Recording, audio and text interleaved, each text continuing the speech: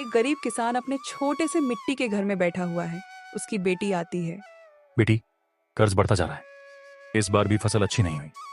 मैं सोचता हूँ गांव के सेठ से मदद मांग लूं। पिताजी, सेठ के पास धन तो बहुत है, लेकिन वह लालची आदमी है। वह मदद के बदले कोई न कोई शर्त जरूर रखेगा। फिर भी और कोई रास्ता नहीं दिख रहा। चलो सेठ से बात करते हैं। किसान और उसकी बेटी सेठ की हवेली की ओर बढ़ते हैं। सेठ एक आलीशान कुर्सी पर बैठा है। किसान और उसकी बेटी अंदर आते हैं। सेठ उन्हें ऊपर से नीचे तक देखता है। अरे किसान, क्या हुआ? फिर से पैसे की जरूरत पड़ गई? सेठ जी, मैं बहुत परेशान हूँ।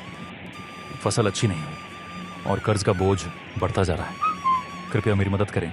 मदद? ठीक है, मैं तुम्हारा सारा कर्ज माफ कर सकता हूँ, लेकिन एक शर्त है। कौन सी शर्त?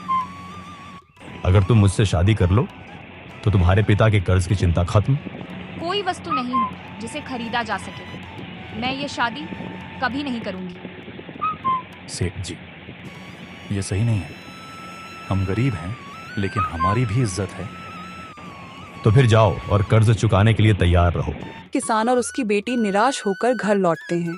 एक साधु बाबा गांव में प्रवेश करते हैं। लोग उनके दर्शन करने आते हैं। किसान और उसकी बेटी भी पहुंचते हैं। किसान और बेटी पूरी बात बताते हैं। बाबा ध्यान से सुनते हैं। वत्स, तुम्हारे चेहरे पर चिंता क्यों है? यह एक दिव्य पत्थर है।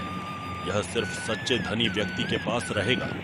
अगर सेठ सच में सबसे अमीर है तो यह पत्थर उसके पास टिकेगा, वरना गायब हो जाएगा। बाबा किसान को साथ लेकर सेठ के घर अरे जाते हैं। बाबा, आप यहाँ कैसे? सेठ जी, सुना है कि आप सबसे अमीर हैं। यह दिव्य पत्थर केवल सच्चे धनी व्यक्ति के पास रहेगा। मुझे कोई शक नहीं, दो इसे मुझे। अरे यह क्या हुआ? सच्चा धन वह नहीं जो तिजोरी में बंद हो, बल्कि वह होता है जो दूसरों की भलाई में लगे। तुम्हारा लालच तुम्हें गरीब बना रहा है। मुझे अपनी गलती का एहसास हो गया बाबा।